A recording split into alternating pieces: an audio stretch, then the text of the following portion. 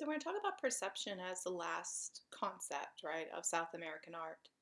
And here I'm going to show you Lygia Clark and Helio Otesica, two artists who were working with perception. You see Clark's work on the left, Otesica's on the right. And Lygia Clark worked a lot with what she liked to call her sensorial works. And she would make these sort of suits and also masks that people would wear. One of my friends is a curator, and so she said she's actually worn one of these masks, and she said it was totally freaky because the masks usually either have no eye holes or they have these weird lenses that distort your sight through a bunch of different, sort of weird qualities of vision.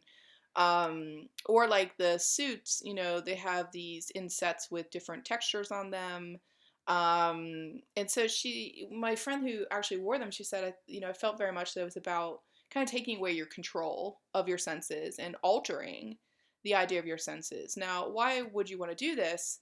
Lygia Clark wrote very often about the sort of idea of like people with no power, they are not allowed to see what people with power do see.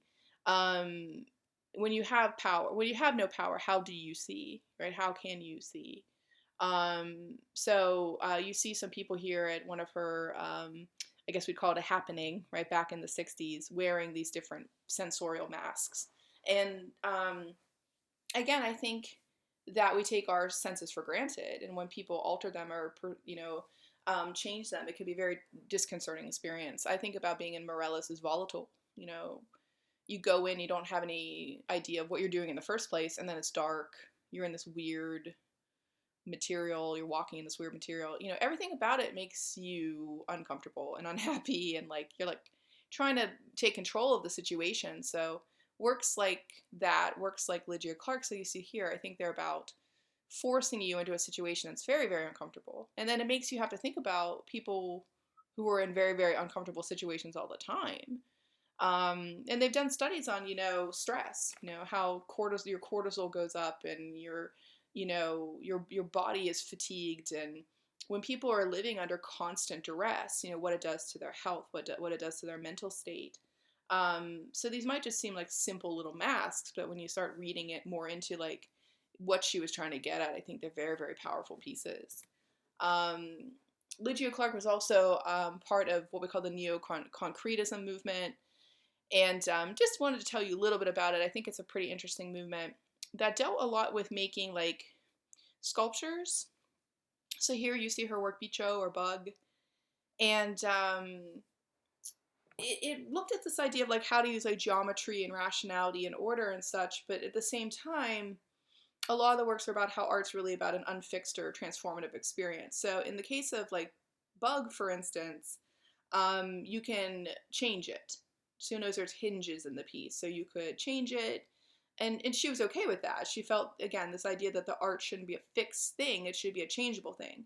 So with the wearable pieces, this idea of the sensorial pieces, that each person was experiencing something maybe a little bit different when they put the suits on or put the headgear on. Here she's like, okay, you're looking at my art, but if you change this flap and move that flap, you're making your own art with it too. So it becomes participatory, we might say.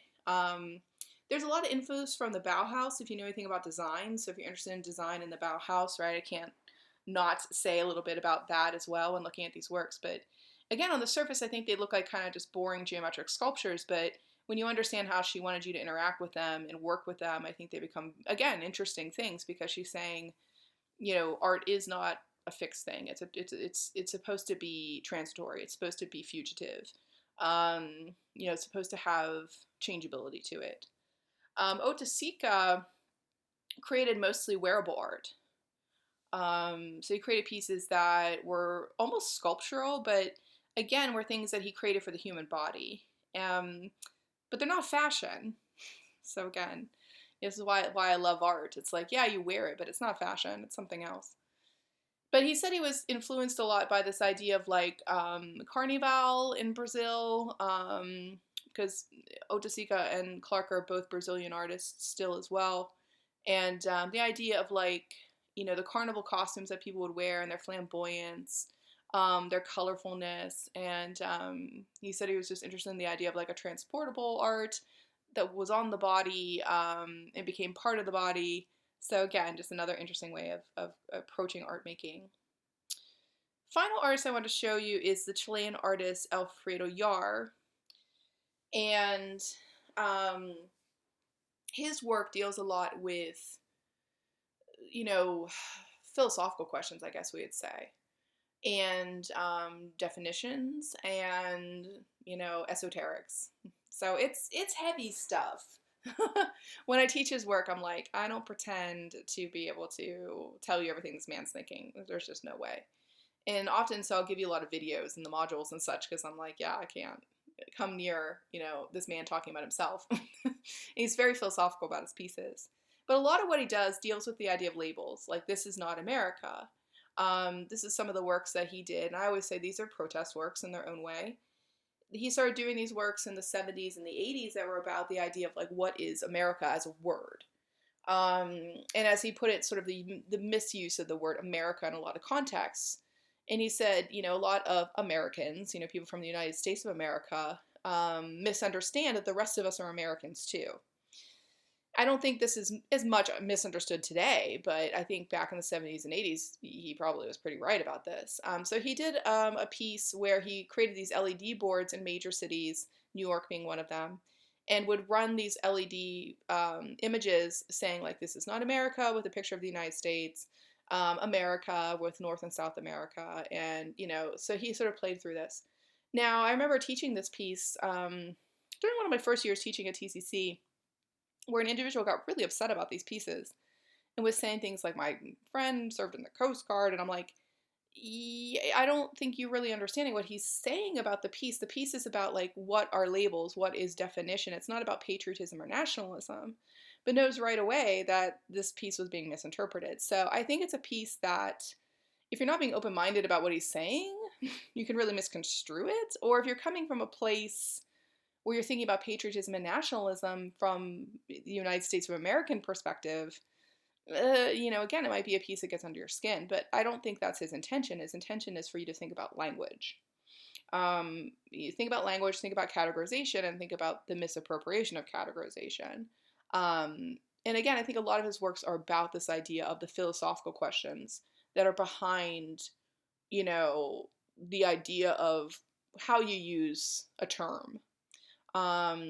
So again, here are just some of the pieces. And again, this is not America's flag, etc. and so forth. So he did a lot of works like that. He's also done a lot of works about, like, the idea of illegal immigration, you know, and he says, you know, it's interesting to him that people are anti-illegal immigration when a lot of illegal immigrants are just looking for hope. They're looking for survival. And he was like, you know, I'm always interested in this idea of empathy or lack thereof, or, you know, again, this is my side of something, that's your side. He did a work where he wanted to honor the people who had died during border crossings, that didn't make it basically across and died. And he did this piece where he was going to release all these balloons on the Arizona border with Mexico. And he wanted them to fly across the border, like, you know, to freedom, let's say, from the Mexican side to the American side. And actually all the balloons blew back into Mexico and, like, kind of flew down. And a lot of people who were there for the piece were like, well, that sort of mimics what happened. But again, he does these works I think are supposed to be hopeful and, you know, uplifting in a lot of ways, but also can be challenging for people, because if they're not seeing things from his perspective, then they might find them offensive or not understand that, you know, he's trying to speak to what he feels are very logical concerns, I guess we would say. This is some of the work he's been doing recently, and it's very philosophical stuff. It focuses on media, and it focuses on gender and the idea of who is spotlighted, right, and why. So he started out with this project he called Three Women, and it's a pretty complex project, so I gave you a slide here. And originally it dealt with these very particular three women, right? And you'll notice that one was from Mozambique, one was Indian, and then of course there's the famous Aung San Suu Kyi, probably butchering it, sorry. the Burmese politician, because Myanmar, as it's now known, has had a rocky political history. And what he did is sort of draw all this information about these particular women and create like a portfolio. So many people view this as like, why is this art? Like I had a student in class be like, how can a folder of information be art? I'm like, well, because he says it is. It's conceptual. But you can see his point in the question, right? I can, definitely. Today he still keeps doing it, and he views it as, he puts it, a never-ending project to promote female activists. So that's pretty empowering. I think that's pretty cool.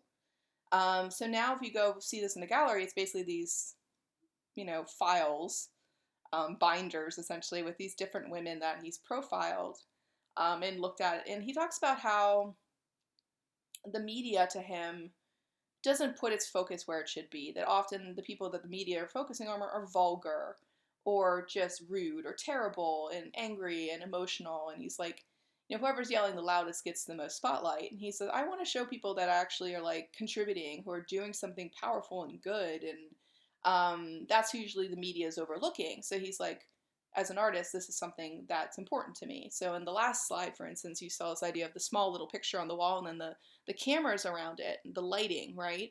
And he thinks that those images should be amplified. It shouldn't be this little tiny picture. It should be this big picture, like, somebody who's a humanitarian. Why shouldn't we celebrate that person? So it's a work about media too. Who is getting exposure, right? And who is not. He's also done some work recently, which he calls his Shadows Project, where he finds pictures that photojournalists have taken. So photojournalists are people who are traveling for news outlets, and they take a lot of pictures, right? They take a lot of pictures, they take a lot of video, a small fraction which is used. So he finds these overlooked pieces. He says often that are very candid shots and very shocking shots, and blows them up and makes them into these large life-size, installations. So for this one, for instance, you'd walk into this room, this dark room, and the only thing on the wall is this blown up photograph. And in the photograph, I think this is from Sarajevo, in the photograph is basically a woman being shot in front of her sister. So it's this dramatic moment. And he said he wanted to use these pieces to kind of like shock people and draw their attention to all the things that go on in the world, and think about, we just see a fraction of them and we focus on only a fraction of them. So a lot of his works deal with protest, I'd say, but a lot of his works deal with perception. So to me, he's one of the perfect artists to end on, even though he's a bit challenging, right, to study. I think that the challenge is worth it. So I leave you with Yar's works.